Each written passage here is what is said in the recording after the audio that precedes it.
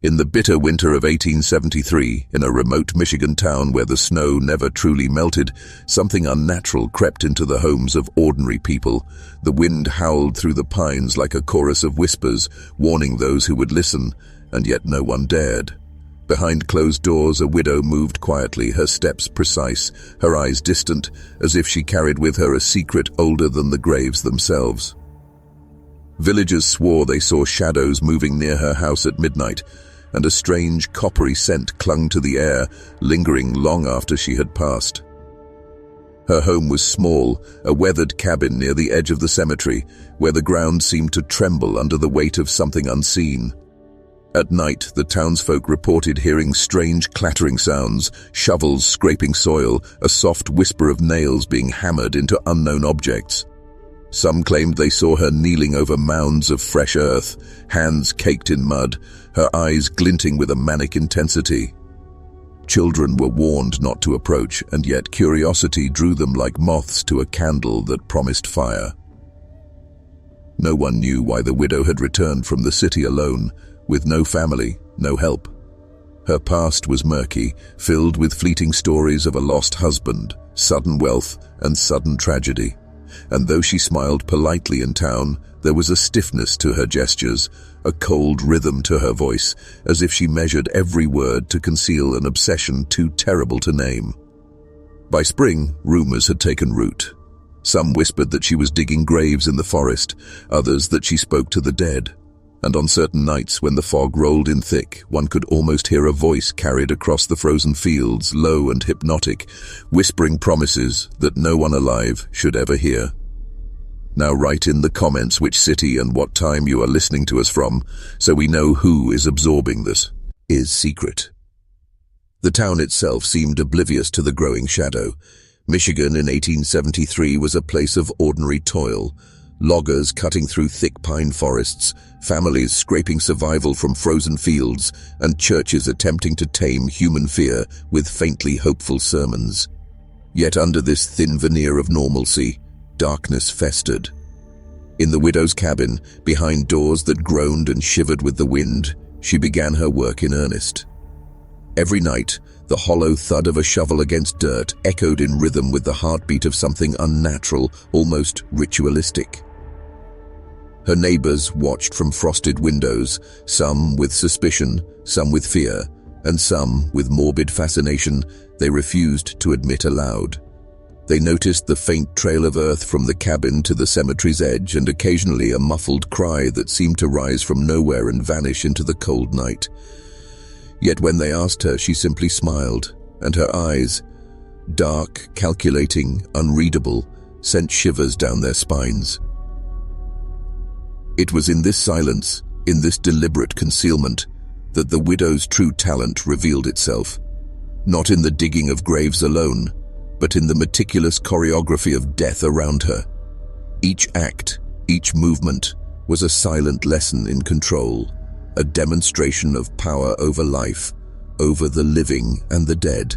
Scholars might later call it obsession, priests would call it blasphemy. But in that moment, the townsfolk could only feel the creeping certainty that reality itself had shifted, and that the widow had opened a door into a world they could no longer enter safely.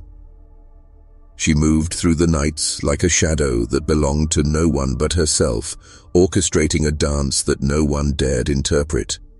The shovels, the whispers, the faint metallic scent of earth. Each element wove together a dark symphony, one that heralded events the town would never fully comprehend. Ordinary life continued in the light of day, yet behind closed doors reality thinned and the widow's influence spread like frost over glass, silent, unyielding and inevitable. And if you feel ready to take the next step and become part of this journey, don't forget to subscribe to the channel.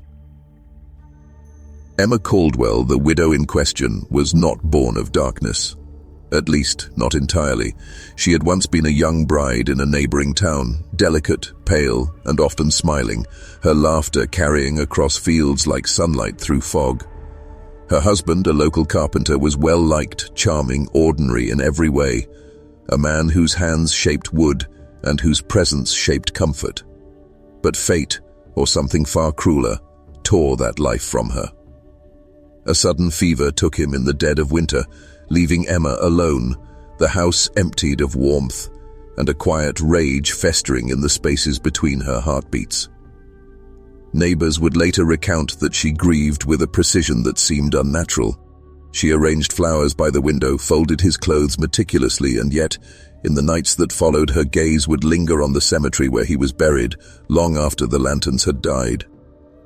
There she began speaking softly, almost rehearsing incantations, as though calling him back from a world that would not answer. The children who dared to peek through frosted windows swore she spoke to the shadows, naming them, bargaining with them, and at times crying tears that froze upon her cheeks in the bitter wind. Her wealth, modest yet sufficient, allowed her to move without notice, to purchase shovels, soil, and even ornamental iron fencing, which she erected with careful attention to the patterns she believed were necessary to contain what she could not yet control. Every element of her home, every path she walked, every object she touched became part of an invisible architecture of obsession. Ordinary villagers could not see it yet, but those attuned to the world's darker rhythms might have caught a glimpse, a widow building not just graves but a theatre à poids of influence over life and death itself. Her loneliness became a conduit, not a curse. Every whisper, every subtle movement, every ritualized step into the frozen soil was a rehearsal of something far larger than herself. The world she inhabited during the day was ordinary. The world she created at night was forbidden. Even those closest to her could feel it, though none dared to name it aloud. There was a hypnotic quality to her presence, a soft insistence that some truths were not to be questioned, only witnessed, only absorbed. By now, whispers had hardened into unease. Dogs refused to approach her yard, children crossed the street to avoid her gaze, and men, even the bravest lumberjacks, felt a cold pulse of warning when they passed. Emma Caldwell was no longer simply a grieving widow. She was a gatekeeper, standing at the boundary between the ordinary and the unseen, between what the living know and what they fear to understand. It began subtly at first. A child vanished near the frozen creek, only to reappear days later, silent, staring, and covered in a thin layer of frost that no one could explain. Parents whispered about shadows in the forest, footsteps following their children, and a woman kneeling in the snow with her eyes fixed on nothing and everything at once. The townsfolk tried to rationalize it, a runaway, a prank, a wandering spirit, but the pattern soon became undeniable. Neighbors spoke of faint cries rising from the ground behind her cabin. At first, they dismissed them as the wind carrying the voices of owls or distant animals, but those who listened closely swore the sounds were human, a distorted echo of pain and sorrow that seemed to pulse in rhythm with the pounding of the widow's shovels. Dogs barked incessantly, horses refused to pass her property, and the men who dared investigate returned shaken, refusing to speak of what they had seen. And there were holes in the snow that seemed too precise, too purposeful, and the air around her cabin carried the metallic tang of soil freshly turned, mixed with something far more ancient, far more primal. Even the local doctor, a man of logic and reason, began to report strange symptoms among the children who wandered too close. Pallor that no treatment could cure, sudden tremors, and eyes that seemed hollowed by knowledge no one should possess. He spoke in hushed tones, warning the village council that Emma Caldwell's activities were no ordinary grief or madness. They were orchestrated, ritualized, and disturbingly intelligent. Yet fear kept most from acting. To confront her was to acknowledge a reality that could shatter their understanding of life, death, and control. By winter's end, the pattern became impossible to ignore. A series of disappearances, strange illnesses, and subtle manipulations of the environment suggested something deeply unnatural was at play. Villagers noted that the widow's movements were almost ceremonial, that she seemed to bend events, the weather, animals, even the emotions of those around her, to her will. Conflicting accounts arose. Some swore they saw her speaking to figures shrouded in shadow. Others swore she dug graves beside her own marriage bed, whispering names no one recognized.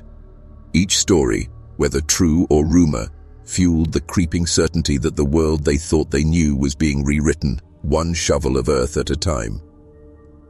Fear became obsession. Eyes turned toward her cabin, hearts thumped at the sound of her shovel, and minds twisted as they tried to reconcile the ordinary widow with the orchestrator of a nightmare. The town had entered a twilight of reality, where reason no longer held sway, and where Emma Caldwell's silent choreography dictated the rhythm of life and death. It was on a cold, grey morning when the first undeniable proof emerged. A neighbour, drawn by the strange scent of iron and soil, stumbled upon a half-buried chest near the edge of the widow's yard. Inside, he found objects so unsettling that his mind refused to register them at first. Small, delicate bones arranged in deliberate patterns, scraps of cloth and old trinkets bearing the faint stains of blood. The arrangement was meticulous, ritualistic, not a careless burial, but a construction of purpose, a map of obsession and control. Word spread like wildfire. Fear clutched the hearts of the townsfolk as they realized this was no ordinary widow in mourning. Emma Caldwell was creating a network of graves and symbols, each tied to her presence, each reinforcing her authority over life and death. Rumors erupted. Children reported seeing her in the moonlight, kneeling over freshly turned earth, whispering names that seemed to echo in their minds long after she was gone. Some swore they felt invisible threads stretching from the graves to the cabin, threads that connected the living and the dead, the ordinary and the forbidden. The local pastor, once a man of unwavering faith, trembled as he attempted to intervene. He entered her home only to find walls lined with strange diagrams, small skeletons positioned in grotesque tableaus, and jars filled with dark fluids that defied explanation. He left, pale and shaking, muttering warnings of blasphemy and curses. Those who remained outside could hear the widow singing softly, a melody that seemed to seep into their bones, bending thoughts, eroding certainty. Even the most rational townsfolk began to succumb to the psychological pressure she exerted without lifting a finger. Sleep became a battlefield. Nightmares carried fragments of her actions into dreams. Shadows seemed to move with intent. Fear became a tool she wielded silently, a system of control that no one could resist, a manipulation so subtle it felt like destiny. And yet the most shocking revelation awaited beneath the surface.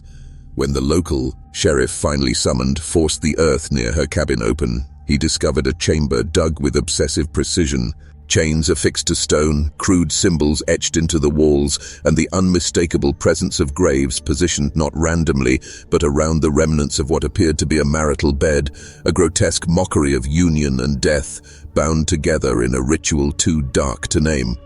The weight of the discovery was suffocating. It was then that the town understood.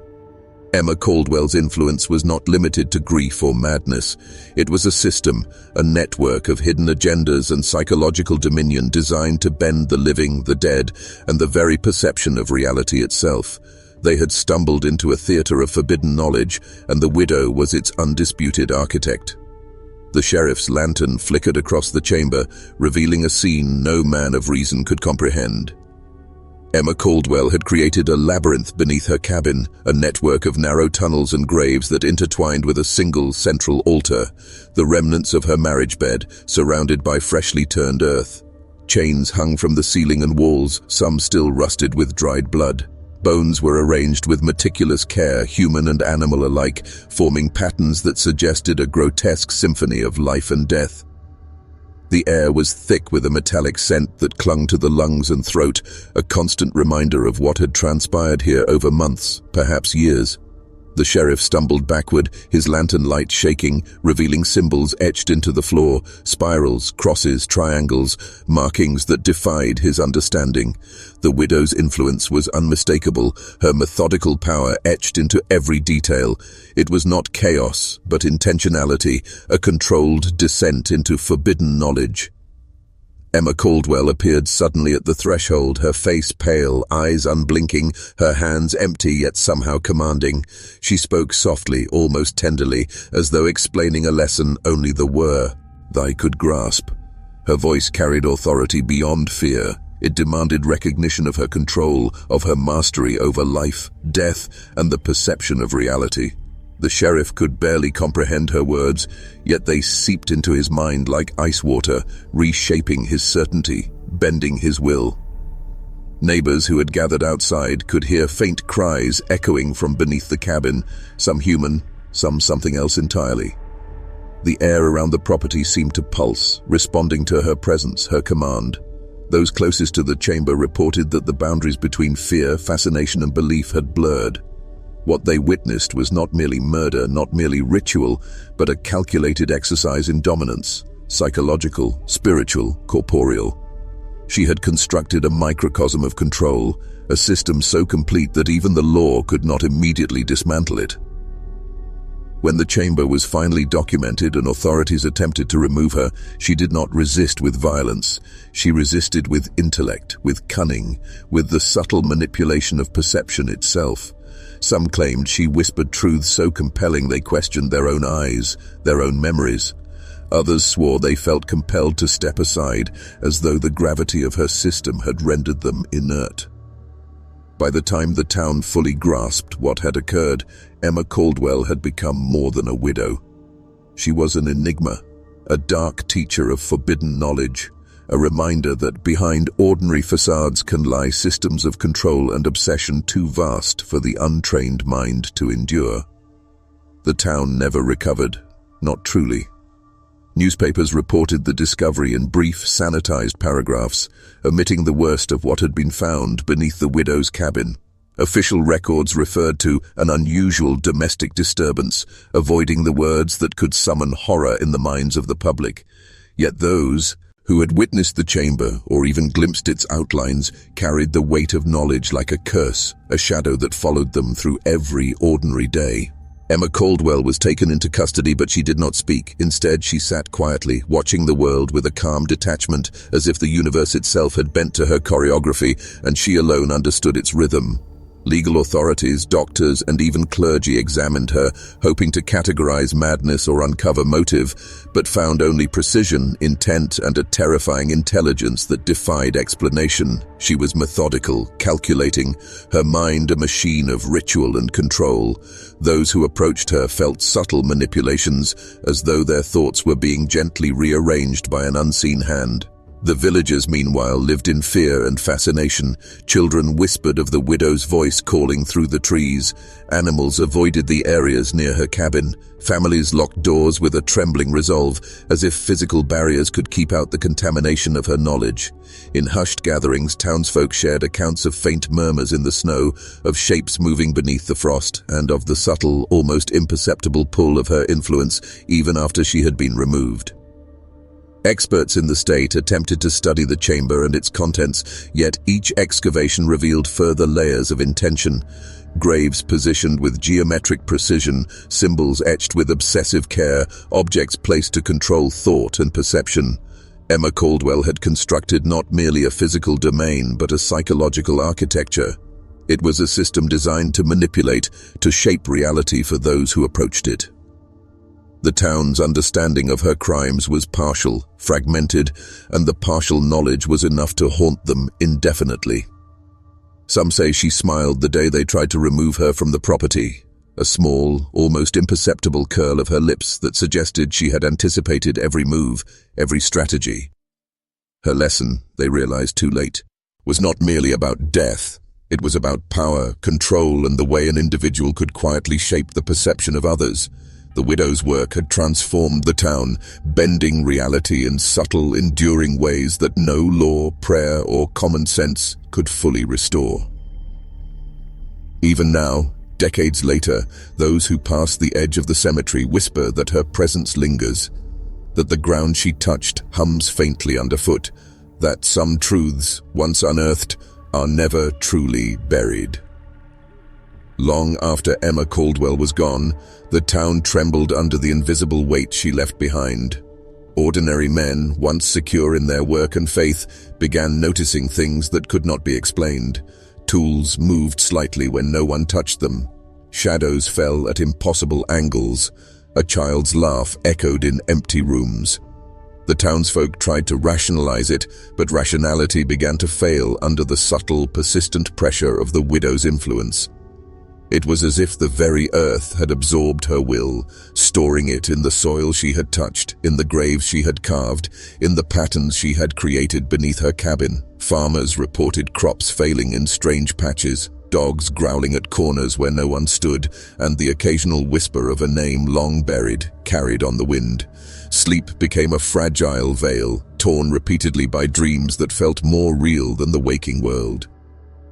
Those who dared to enter her abandoned cabin reported dizziness, a sense of vertigo, and a pull on the mind that left them questioning their own thoughts. Some claimed they could hear faint shoveling beneath the floorboards. Others reported seeing the marriage bed, somehow intact, surrounded by shadows that seemed to shift subtly in response to their fear. The psychological pressure was undeniable, a reminder that the widow had not merely acted in the physical realm, she had created an architecture of control over perception in itself. Even people who had no direct contact with her property felt its influence. Town meetings descended into fear-fueled paranoia. Children became withdrawn, staring into corners as if watching invisible shapes. Arguments erupted without cause. Some claimed to hear her voice whispering warnings or commands late at night, commanding obedience, patience, or attention to detail in ways that were both terrifying and hypnotic. Families that had once been close began drifting apart, subtly manipulated by a force they could neither see nor name. And yet, a part of the town was drawn inexorably to her legend. The fear-inspired fascination.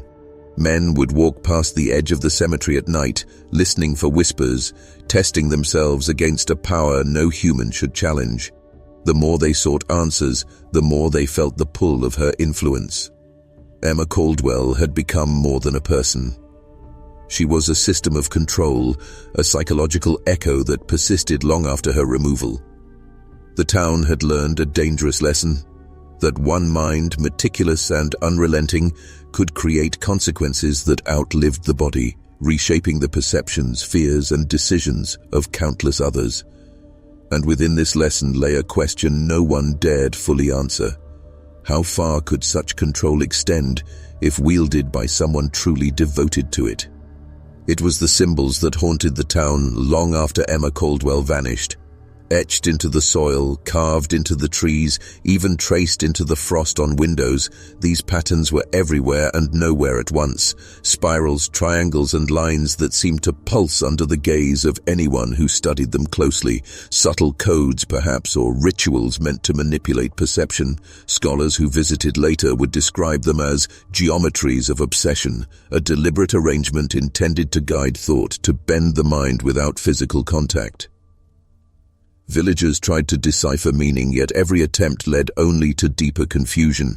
Those who lingered too long among the symbols reported headaches, sudden dizziness, and an unnerving sense that the world had shifted slightly, as though reality itself had warped around them. Some swore the shapes moved when unobserved, rearranging subtly, almost mockingly. The boundaries between the physical and psychological became indistinguishable. They were no longer merely shapes on earth, but conduits for the widow's persistent influence. The children were the most sensitive. They traced the lines with their fingers, repeating sounds whispered in dreams, uttering words their parents did not recognize. Some fell ill, pale and feverish, yet others became hyper-focused, as though the symbols were awakening a part of them, a latent receptivity to power and control that no adult could teach. The townsfolk began to fear that Emma Caldwell had left not merely a warning, but an inheritance, a blueprint of domination and obsession that could infect minds for generations. Even adults could not resist. Farmers found themselves pacing along the lines at night, rearranging stones and branches in careful, instinctive mimicry. Clergy attempted to overlay crosses and prayers, yet the patterns refused to yield, subtly bending the human spirit toward a tension between fascination and terror. The town had become a laboratory for psychological manipulation, and Emma Caldwell, its unseen master, had orchestrated the experiment before her removal. It became clear that she had left behind more than bones and graves. She had encoded her method, a system of control designed to survive her physical absence, to infiltrate thoughts and perception, and to subtly bend the living toward her vision of order.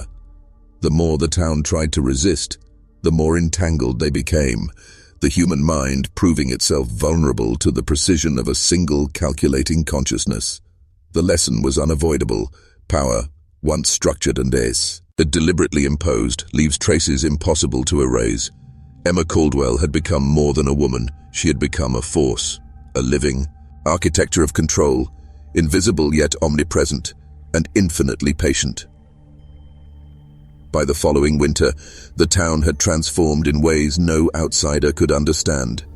Families who had once laughed over fires now whispered in fear, speaking in hushed tones of shadows that moved independently and murmurs that carried through the wind.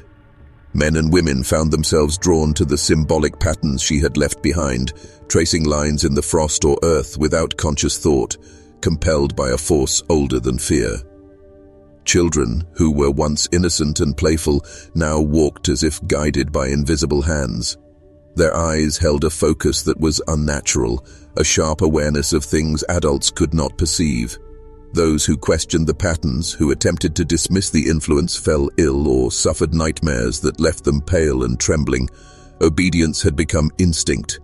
Fascination had become a form of imprisonment.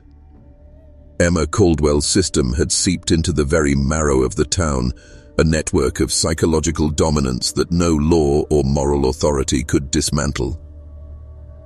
Even the town's leaders were affected.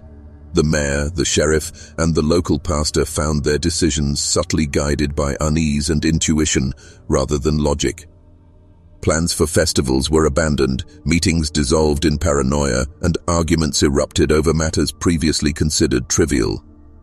Slowly, the community's structure bent to the invisible architecture she had imposed, demonstrating that control need not be enforced with chains or violence. It could be embedded in perception, in the quiet shaping of thought and fear. Those who resisted were rare, and their struggle was quiet, often invisible. A few brave souls attempted to study her symbols, to document the rituals and traces she left behind, but each investigation brought them closer to obsession. They began muttering the same whispers in the night, drawing lines in the snow and waking in the pre-dawn hours to examine patterns only they could see. The system had extended beyond Emma Caldwell's life, infecting the minds of those who sought to understand it, converting curiosity into submission. The town became a living testament to the power of deliberate psychological manipulation. Emma Caldwell had not merely acted. She had engineered a network of influence that would persist long after she disappeared. Reality had shifted imperceptibly but irrevocably, bending around her will. And the most terrifying truth remained. No one could say where the woman ended and the system began. The widow had become the town's pulse, invisible but relentless, a lesson in control and obsession that would echo across generations. Whispers of new disappearances began to surface, subtle at first, easy to dismiss. Travelers passing near the town reported missing friends, unexplained delays, and sightings of children walking silently along the edge of the forest, their eyes blank yet aware. Each report was carefully documented by those who still dared to observe, though most feared to speak aloud, knowing that even recounting events could invite scrutiny, or worse, draw the invisible hand of Emma Caldwell's system closer. The widow's reach seemed to extend beyond her physical presence, as if the town itself had become an amplifier for her influence. Farmers noticed tools left on the ground, rearranged in impossible patterns, livestock behaving erratically, and paths through the woods subtly altered, guiding travelers toward places they did not intend to go. Locals began to suspect that she had encoded control not just in symbols and rituals, but in the very geography of the land. A map of domination that could affect anyone who entered its territory. A few outsiders, curious or courageous, attempted to document her work, traveling through neighboring counties to witness the remnants of the chamber and the symbolic layouts she had left behind.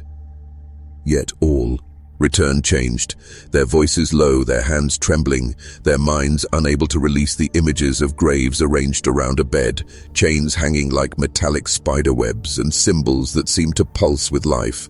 Each retelling reinforced her legend, drawing more attention while also tightening her grip, as though awareness itself strengthened the invisible architecture she had built. Even letters and diaries written at the time began to show patterns, words repeated in strange sequences, sentences mirrored as if encoded. Those who attempted to interpret them reported vivid dreams of movement beneath the soil, of whispers calling their names, of the sensation that unseen eyes followed their every step. The widow's influence was no longer confined to her town. It had begun to reach minds and spaces beyond, teaching a dangerous lesson in subtle control, in how fear, fascination, and ritual could coalesce into a system far more enduring than a single human life. By now, the town had split into two currents, those who feared the system and avoided its traces, and those who were drawn to it, compelled by an unnameable curiosity, slowly learning the rhythms and rules she had left behind. And as the snow fell heavier, covering the graves and paths alike, a realization gripped all who dared think clearly. Emma Caldwell had not merely enacted her obsession, she had transformed it into a force, one that could continue shaping perception long after her body was gone. As the years passed, a new generation of townsfolk emerged, born into the lingering shadow of Emma Caldwell's influence. Children grew up tracing patterns in the snow that no one taught them, humming songs they had never heard, repeating phrases that seemed older than memory itself. They spoke in whispers of things adults dismissed as imagination, yet there was a precision to their words, a rhythm that secured. Stead knowledge passed down not by teaching, but by invisible architecture embedded in the town's very soil. Adults who had once resisted the widow's designs found themselves drawn inexplicably to the old symbols, compelled to rearrange stones, mark lines in fields, and trace spirals on frost-laden windows. Dreams carried her instructions, subtle at first, then increasingly vivid. Sequences of movement, guidance on behavior, and the faint, insistent sense that the town itself was a living entity responding to her unseen hand. Obsession became a tool, fascination a chain, and the line between fear and awe dissolved entirely. The most sensitive minds, the scholars, the dreamers, the quietly brilliant, began reporting phenomena that defied conventional understanding. They saw shadows shift independently of light, heard distant murmurs echoing in rhythm with their own heartbeat, and felt the pull of graves long sealed beneath snow and soil. Their observations revealed a terrifying truth. Emma Caldwell had not merely acted upon the world, she had encoded her will into it, creating a system that continued to operate autonomously, one that learned, adapted, and subtly drew in those who approached. Even rational thought could not resist. Town meetings, once grounded in ordinary concerns, descended into arguments about forces no one could name, lines drawn on maps, symbols decoded in private notebooks. Attempts to reason away the effects failed. Resistance required constant vigilance, yet even the strongest minds found themselves bending unconsciously, responding to invisible patterns, to rhythms of control that had been left behind. It became clear that the town had become both classroom and experiment. Emma Caldwell's work had outlived her physical presence, and those who engaged with it were entering a dangerous apprenticeship, learning lessons in control, fear, and manipulation that could never be fully unlearned. The widow had transformed her grief into a mechanism of domination, her obsession into an enduring force that shaped perception, behavior, and thought. The pattern was now undeniable. Her influence was no longer optional. To resist was possible, but costly. To ignore it was impossible. The town had been drawn fully into her system, a living demonstration of the quiet, relentless power of one mind determined to bend reality itself.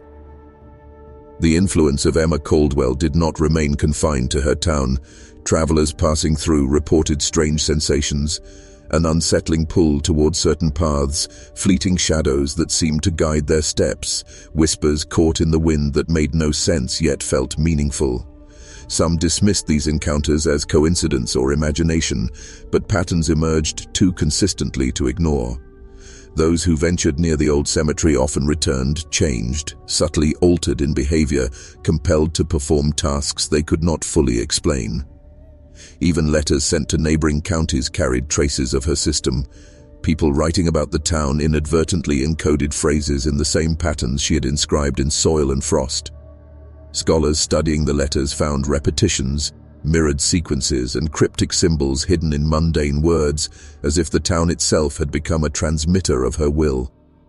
Awareness alone seemed to amplify the system. Those who sought knowledge of Emma Caldwell found themselves drawn deeper into her web, their perceptions bending without consent. The children who had grown up under her influence became conduits, carrying the lessons of ritual precision and observation into nearby areas. They unconsciously guided others along certain paths, repeated phrases, or left symbols that mirrored the patterns traced in their youth. Each act, seemingly innocent, propagated the architecture of control she had built, spreading her method beyond the boundaries of her property, her town, her life. Visitors described an almost hypnotic clarity in the places she had touched. Roads curved in ways that seemed natural yet compelled attention. Forests contained paths that led travelers unknowingly toward or away from particular locations. Even the wind seemed to carry hints of rhythm, subtle instructions disguised as chance. Those attuned to the patterns could sense the pull. Those unaware were subtly guided anyway, part of the system whether they realized it or not. It became undeniable. Emma Caldwell had created a mechanism that transcended her mortality. Her work was not merely the product of grief or obsession, but a deliberate, enduring system of psychological influence embedded in land, memory, and human perception. The town had been only the beginning. Every person who entered her sphere became a node in a network she had designed, a network of control that thrived quietly, invisibly, and dangerously, awaiting those who were curious enough to notice. Outsiders who wandered near the remnants of Emma Caldwell's domain began to report strange experiences. It started with dreams, vivid, impossible sequences that replayed events they had never witnessed. Some dreamed of shadowy figures kneeling over soil, of graves arranged with unnatural precision, of whispers that instructed, warned, or commanded. The dreams left them restless, haunted, and strangely compelled to return, to seek the source of the visions, even when rational thought screamed them away. Hallucinations soon accompanied these dreams. Travelers saw fleeting movements at the periphery of vision, shadows that seemed to mimic their own steps, and shapes that dissolved when examined directly. Auditory phenomena followed, faint shovels in soil, whispered names, a soft rhythmic chant that seemed to guide thought itself. The more they resisted, the stronger the pull became, as if the system Emma Caldwell had constructed had grown sentient in its per se, stents responding to attention, curiosity, and fear alike. Letters and journals of those affected revealed the insidious nature of her design. Words rearranged, themselves in subtle ways. Paragraphs mirrored patterns from the graves and symbols she had left behind. Even attempts to rationalize or document their experiences seemed to feed the system, reinforcing its architecture, deepening their own psychological entanglement. What began as observation quickly became participation, whether conscious or not. Communities beyond the original town began to whisper of a force that warped perception. People reported sudden compulsions, walking specific paths, tracing patterns in soil, speaking phrases they could not fully understand, or watching the night sky for signs encoded in the wind. Few recognized the origin of this influence. Those who did attempted to warn others, but the very act of observing transmitted fragments of her control, subtly drawing new minds into the architecture she had left behind. By now, it was evident that Emma Caldwell had transcended physical presence. She had created a system of influence, a network of psychological control embedded in space, ritual, and human perception. Awareness itself became a conduit for her power. Each new observer became a participant, reinforcing her architecture, perpetuating her influence. The line between the living, the dead, and the unseen had blurred. and the world outside her town had become a field for her enduring design where curiosity and fear were inexorably intertwined. By now, the disappearances were no longer limited to children or outsiders. Even adults began vanishing without trace. A man delivering supplies to the town would step into the forest and never return. A woman fetching water would walk along the frozen creek, and the next morning only her footprints remained, leading in impossible loops before fading into nothing. Each incident carried the same eerie pattern, a faint trace of disturbance in the soil, subtle rearrangements of objects left behind, and an almost imperceptible echo of whispering, as if the land itself spoke her instructions. Those left behind felt the pressure immediately. The town's survivors, already steeped in obsession, began to internalize fear as instruction. Decisions once made freely became dictated by invisible forces, which paths to take, which words to speak, which actions to avoid. Even rational thoughts seemed to bend under the weight of unseen authority. Ordinary routines became rituals of avoidance, a subconscious obedience to rules no one fully understood, enforced not by chains but by subtle psychological architecture. Dreams intensified. Men and women described themselves digging, kneeling over graves, whispering names they could not recognize. Upon waking, they sometimes found traces of soil under their fingernails or faint impressions in the snow that they could not remember making. Sleep, once a refuge, had become another conduit for her influence, a channel through which the system she had built reinforced itself, drawing participants deeper into its network. The forest around the town became a proving ground, a physical manifestation of her control. Paths seemed to move subtly when observed, trees shifted, and shadows arranged themselves in patterns that guided thought. Those who tried to escape often found themselves retracing steps unconsciously, pulled toward the very spaces they feared most. Fear had become obedience. Fascination had become participation. Each act, each glance, each hesitation reinforced the architecture she had left behind. By the end of this season, the town was no longer merely influenced. It had become a living extension of Emma Caldwell's design. Adults, children, outsiders, all were nodes in a system that operated silently, efficiently, invisibly. And for those who noticed its patterns and survived the first encounters, a chilling truth emerged. Awareness of her method amplified the effect. To observe, to understand, to even remember her name was to feed the architecture, to participate in her enduring, invisible dominion. By this stage, Emma Caldwell's influence had woven itself into the rhythm of daily life.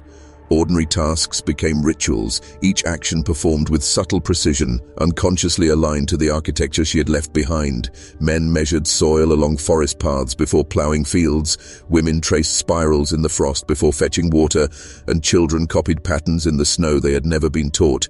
Every movement, every gesture reinforced her invisible system, whether they knew it or not. Sleep no longer offered refuge. Dreams carried instructions, rehearsals of rituals, and visions of graves arranged with impossible symmetry. People awoke compelled to act, to trace lines, to whisper phrases that sounded like fragments of forgotten songs. Resistance caused discomfort, headaches, tremors, inexplicable unease. Submission brought a strange clarity, a sense of order in a world otherwise chaotic.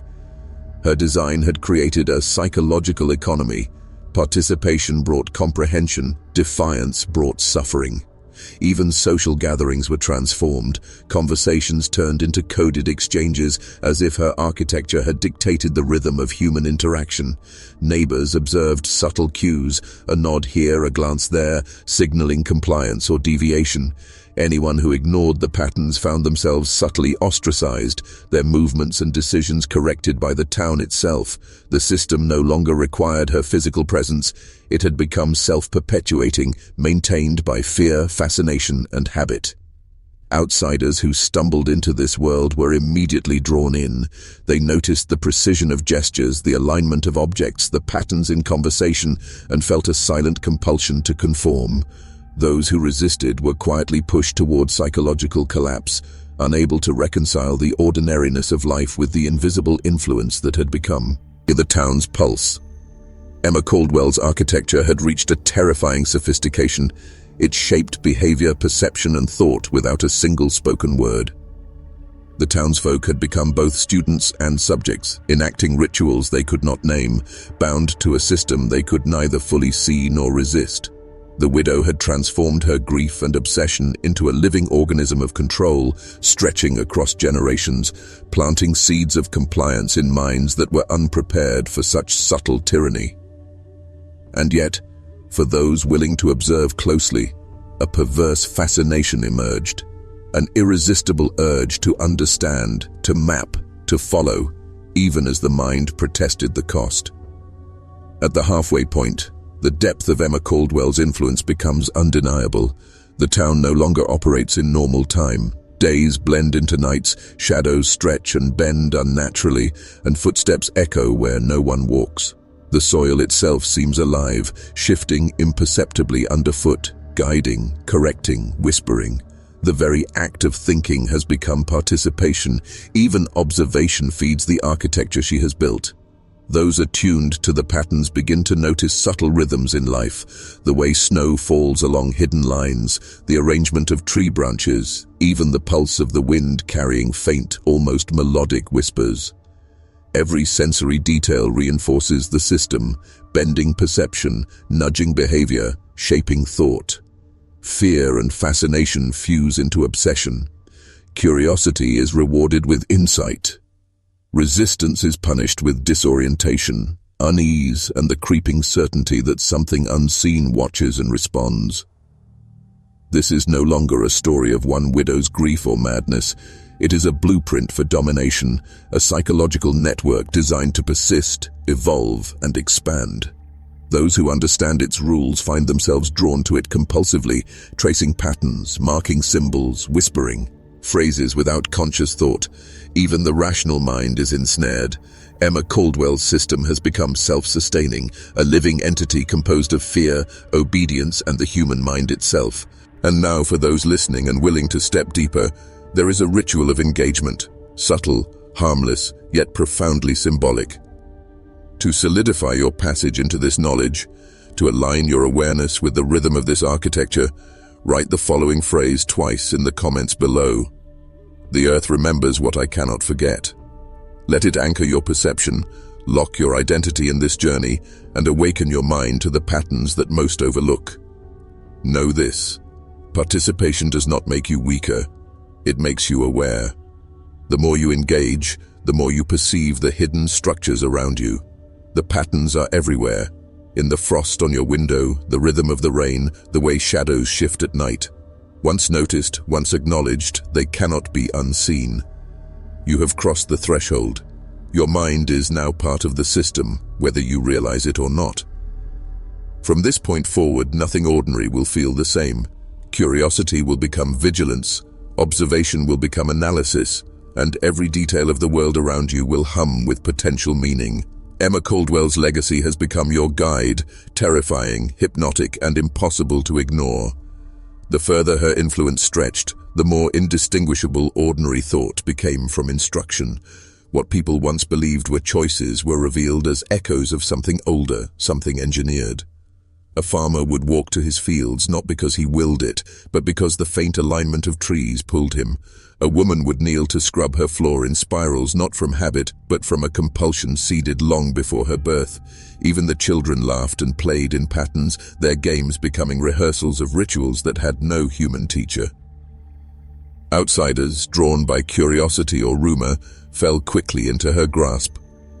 A man visiting from Detroit wrote in his journal that the town seemed to breathe. Doors opened a second before he reached them. The wind shifted whenever he tried to turn back, and the faces of the townsfolk moved with the rhythm of a hidden conductor. Within days, he stopped writing observations and began sketching symbols instead, spirals, lines, and mirror images of graves. When he returned home, his wife said he muttered names in his sleep until the day he vanished from their bed, leaving only soil scattered across the sheets. The most terrifying discovery was that resistance itself had become another pathway into her system. Those who fought hardest reported the strongest visions. Chains of graves stretching to the horizon, a widow's shadow moving without her body, and an endless whispering chorus urging them to stop struggling and surrender. Their defiance fed the network, reinforcing its strength as though the act of resisting drew them deeper into its architecture. Soon the town and its visitors began to experience fractures in reality. Reflections in mirrors no longer aligned with their movements. Footsteps echoed twice, as if the earth itself responded. Objects misplaced themselves, always reappearing in patterns, aligned to corners arranged in spirals, stacked in threes. No matter how often they tried to ignore these signs, the order returned, relentless and exact. Emma Caldwell's presence had surpassed haunting. It had become law. Her dominion was not simply over land or memory, it was over perception itself. Every sound, every shadow, every breath seemed calibrated, inscribed, and enforced by the system she had birthed. Outsiders whispered of a curse, but those who lived within knew better. This was not a curse. It was structure. It was design. And it was spreading. It was in the winter of 1876 when the town first realized that Emma Caldwell's system was not static. It adapted, it responded, it punished. A boy dared to carve a cross into a tree, a symbol of defiance against the unseen patterns that ruled his family. That night he dreamed of the widow's eyes, pale, unblinking, vast as the sky. He woke screaming, his palms blistered in the shape of the spiral he had tried to resist. By morning, the cross on the tree was gone, erased, as though the forest itself had rewritten reality to restore her order. Others tested boundaries too. A woman burned symbols from her doorway, swearing she would no longer be bound by rituals she did not understand. Within days, her house filled with a stench of soil and decay, even though no grave lay near. The air inside thickened, heavy and damp, until she could barely breathe. Neighbors claimed to hear the scratching of shovels beneath her floorboards at night. When they finally broke in, she was gone, her furniture rearranged in perfect geometric symmetry. What terrified the townsfolk most was not the punishments, but the precision of them. The system responded differently to each act of rebellion, not blindly but intelligently, as though Emma's presence watched and calculated the exact form of correction required. This was no ghost, no simple haunting. It was an architecture that thought, adapted, and enforced itself. A system that lived. Scholars who studied the town's letters and journals noted impossible consistencies. Symbols drawn by unrelated hands matched exactly. Dreams separated by decades carried identical sequences. A grave, a spiral, a shadow kneeling in silence. One report noted that the handwriting of townsfolk subtly shifted over time, bending toward the same curves, the same angles, as though their very motor skills had been aligned by an unseen instructor.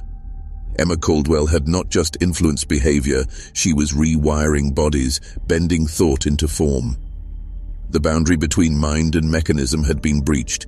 To resist her was to invite precision punishment. To comply was to become part of the structure. Either way, the system grew stronger, more refined, more exact. The widow had transcended death not as a spirit, but as a process, a living design that spread like frost over glass, invisible until the surface was already covered. And now, it was no longer enough to say, Emma Caldwell once lived here. It had become impossible to say she had ever died.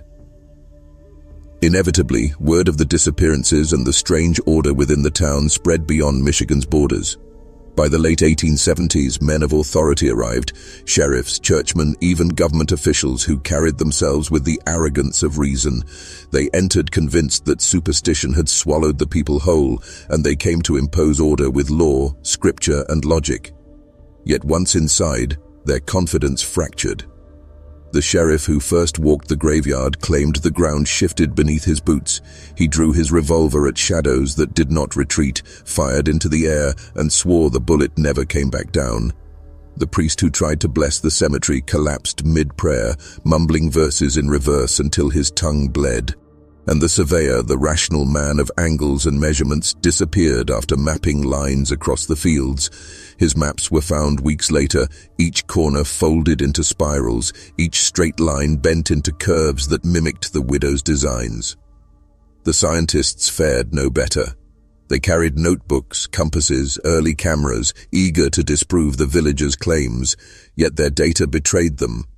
Photographs blurred except for faint patterns of soil and frost. Compass needles spun endlessly, pointing not north but toward the cemetery.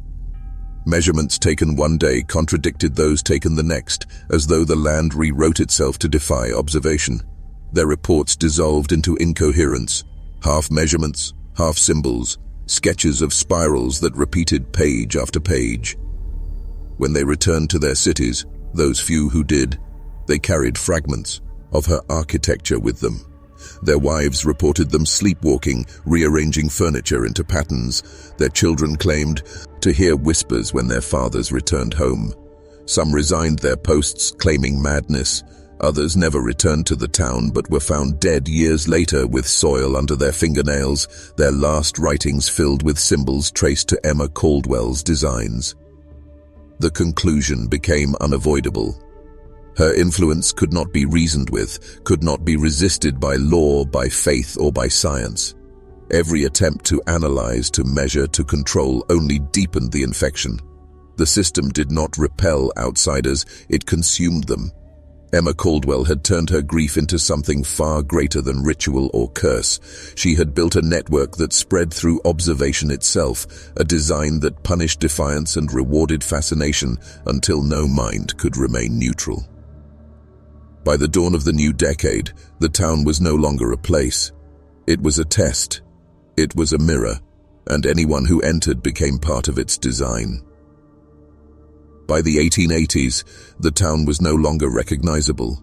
What had once been a settlement of farmers and traders had transformed into a theater of silent obedience. Houses leaned in unnatural symmetry, paths curved with exacting precision, and windows reflected not the sky but shadows that moved before their owners. Neighbors ceased to see one another as friends or kin. They saw each other as fragments of Emma Caldwell's system, potential threats or unwilling conduits of her will. Whispers of betrayal infected every household. Families began to accuse one another of inviting her punishments, of breaking the unspoken rituals that kept the system balanced.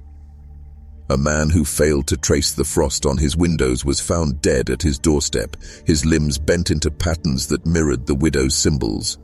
His neighbors whispered that he had brought it upon himself, that his neglect had invited correction.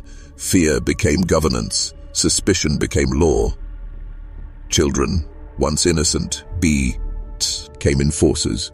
They corrected their parents' gestures, demanded rituals be done properly, and sang songs whose verses were filled with commands disguised as lullabies. Mothers wept but obeyed. Fathers clenched their jaws but bent their spines. It was as though the next generation had become the truest disciples of the widow's architecture, their young minds more pliable, more receptive, more precise. Some families tried to flee, but the town would not release them. Carriages overturned on straight roads, bridges collapsed just as horses crossed. Travelers who managed to leave often circled back days later, ragged and disoriented, swearing they had been gone for weeks, yet finding the town exactly as they left it. Those who spoke against Emma Caldwell's memory vanished most violently, their homes stripped of belongings, their names erased from records, their graves unmarked, as though the system devoured even the memory of dissent. The church bells ceased to ring. The schoolhouse became silent. At night, the town gathered unconsciously at the cemetery, not in defiance but in obedience, standing motionless before the grave she had aligned with her own hands. No one spoke. No one dared. The silence itself became worship, the stillness a ritual of submission to her enduring will. The town had collapsed, but not into ruin. It had collapsed into perfect design, a structure of fear, ritual, and obedience that required no visible ruler. Emma Caldwell had become more than a widow, more than a myth. She was a law of nature written into the soil, a dominion that ruled not through force, but through the bending of human perception itself. The infection of Emma Caldwell's design did not stop at the town's frozen borders. Whispers carried themselves outward, not through rumor alone, but through patterns embedded in letters, in memories, in the trembling accounts of travelers who escaped. By the late 1880s, faraway cities began to feel the faint hum of her presence. Detroit, Chicago, even New York.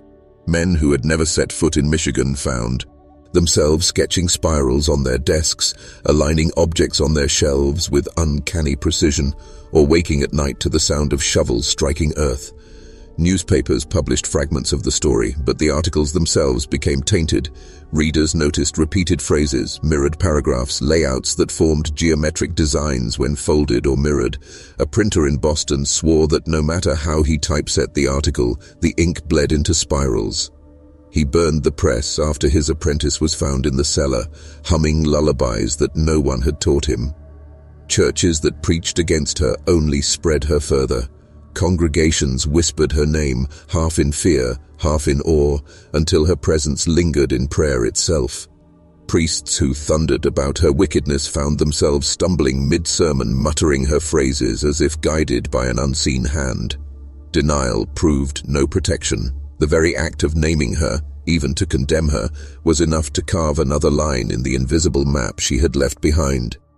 Academics, too, were seduced. Anthropologists wrote papers on the widow's architecture, claiming it was folklore, a psychological contagion, nothing more. Yet their footnotes contained symbols that matched the graves. Their diagrams folded into spirals. Their words began to echo again and again the same refrain: order born from grief, structure born from despair. Even their skepticism became a vessel, a disguise for transmission. And still the question spread.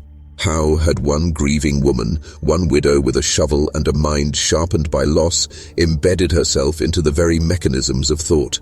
Those who studied too closely found themselves unraveling. A professor in Philadelphia tore every mirror from his home before hanging himself from a tree, his body positioned in a perfect spiral on the ground. His final note read, "She is not gone. She is Stru." Actor itself. Emma Caldwell had ceased to be a figure of one town. She had become an unseen empire, expanding without armies, without weapons, carried forward by thought, by fear, by the irresistible compulsion to notice the patterns that could no longer be unseen. By the turn of the century, Emma Caldwell's pattern was no longer confined to whispers in forests or fleeting terrors in the night. It had matured into something broader, more insidious, more enduring. Generations who had never known her face still bore her touch in the marrow of their lives. Children were taught lessons in schools where blackboards repeated diagrams they could not explain. Teachers drew spirals in chalk without remembering why, and students found themselves sketching graves in the margins of arithmetic. Governments, too, became conduits. Town planners mapped streets that folded into her designs. Courthouses and prisons echoed the geometry of her graveyard, corridors aligned in ways that funneled thought and movement. Bureaucrats, believing themselves rational men of progress, unknowingly replicated her invisible architecture across entire cities. The pattern was no longer local. It had become policy, etched into laws, reinforced in every stone and brick. Industry caught the infection just as quickly. Factories rose with windows and beams forming uncanny alignments. Assembly lines pulsed like arteries, carrying not only steel and smoke but the rhythm of her system. Workers spoke of dreams where machines whispered to them in Emma's voice, guiding their hands with unnatural precision. A foreman in Pittsburgh reported that every time he tried to alter the sequence of production, accidents occurred until he restored the flow exactly as it was, a flow that mirrored the spiral of her graves. Generations who resisted were punished, not by overt violence, but by collapse from within. Families' woes. Ignored the patterns, fell into madness, financial ruin, or sudden disappearance. Those who obeyed, who aligned their lives with the invisible rules, thrived, not because of luck, but because the system itself rewarded compliance. Emma's will had outgrown Emma herself. It was now a machinery of order, a psychological empire that lived in the habits of men. And through it all, her name persisted. Not always spoken, sometimes not even remembered, but present in the symbols, the rituals, the hidden designs that shaped society itself. Emma Caldwell was no longer a widow of Michigan. She was the widow of the modern age, the quiet architect whose grief became the blueprint of a world that believed it was free while kneeling in obedience to an invisible hand. By the early 20th century, the world marched toward war, but what few understood was that Emma's design was already there, buried beneath the flags, the armies, the speeches. Entire nations began to mirror her logic. Recruitment posters pulsed with spirals, slogans repeated like chants, and parades of soldiers marched not just in unison, but in alignment with her geometry, unconscious servants of a rhythm older than the battlefield. The First World War became her proving ground. Men dug trenches that curved like the arcs of her graveyard. Maps drawn by generals revealed front lines that bent into spirals, battles fought over positions that seemed chosen not for strategy, but for their alignment with invisible patterns. Letters home from soldiers echoed phrases she had once whispered in the Michigan dark. The ground is hungry. The earth remembers us. The spiral closes. Politicians, believing themselves masters of destiny, were merely echoes of her voice. Their speeches carried hypnotic repetitions, the cadence of sermons that bent minds toward obedience. Crowds swayed as one, their chants forming the same rhythms that once hummed over her marriage bed. Authority itself had become an instrument of her design. When the war ended, empires fell, but her influence only deepened. Cities rebuilt themselves in grids and monuments that resonated with her structure. Propaganda spread her patterns faster than any plague. Radios carried her hum across oceans, embedding it into the dreams of millions. Even as technology advanced, it only widened the reach of what she had left behind. The Second World War carried her even further. Camps and factories of death were laid out with chilling precision, their architecture echoing her obsession with order, repetition, control. Bureaucrats processed lives as if they were arranging graves, each number, each name, each line on a ledger feeding the same cold geometry. Those who claimed to fight for freedom unknowingly reinforced the very design they thought they opposed. By mid-century, Emma Caldwell was no longer a whisper from 1873. She had become the invisible script of modern power itself. Wars, governments, industries, all reciting her architecture without knowing her name. The world believed it had evolved, progressed, modernized.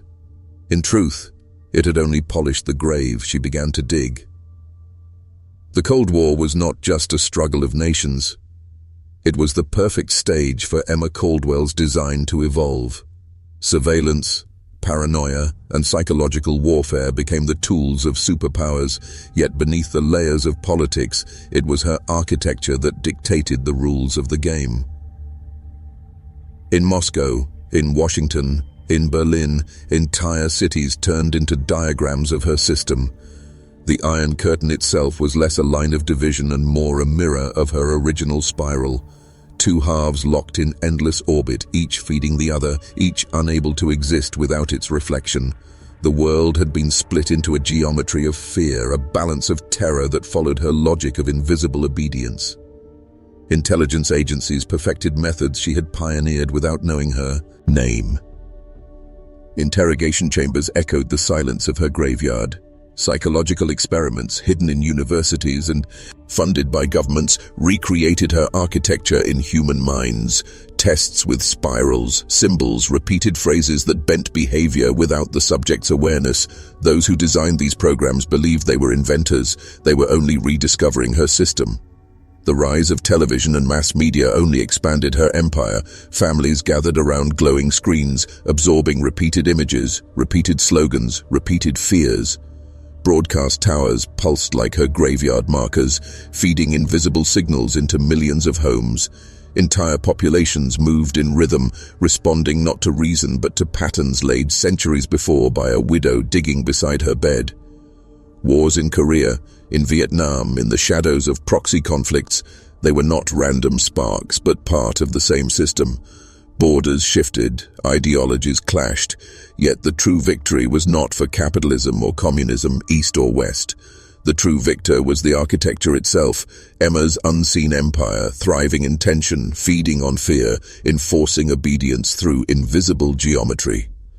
And as the Cold War deepened, another truth emerged. The obsession with nuclear annihilation, the idea of total destruction, was not just a political strategy. It was a ritual, a reenactment of Emma's grief, the ultimate grave she had designed. Humanity had built a weapon that could bury the entire world in one instant, aligning perfectly with her original vision of death as structure. The world believed it was standing at the edge of history. In reality, it was kneeling at the edge of her grave. When the Cold War faded, people believed the world had escaped the shadow of annihilation. Yet Emma Caldwell's design was only entering its next stage, not through bombs, not through borders, but through circuits and screens. The computer age was not an invention of man alone.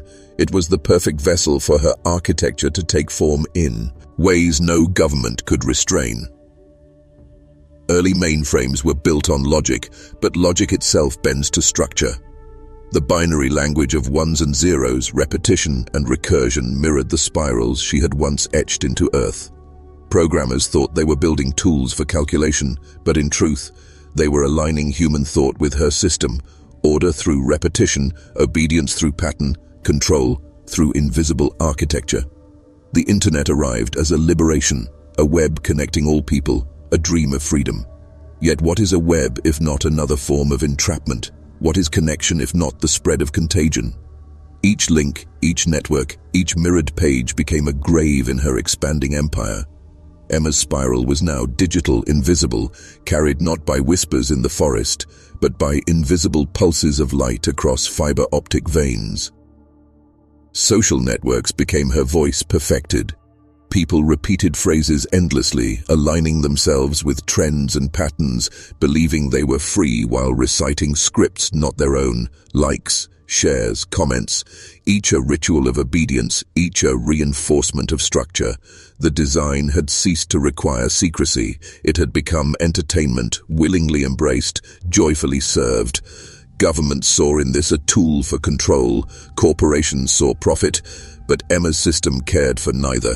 It was not politics, not economics. It was architecture, and architecture does not serve men. Men serve it. Now the graves were no longer dug in soil. They were digital. Data graves, identity graves, archives of memory that ensured the dead lived forever, feeding the pattern. Every photograph uploaded, every thought recorded, every keystroke stored became part of the spiral. The marriage bed had become the global network, and the entire species now lay upon it. Emma Caldwell had transcended history. She was not a ghost of the 19th century. She was the code of the 21st. The silent widow who had once dug graves in Michigan was now the unseen architect of the digital cage in which humanity willingly locked itself.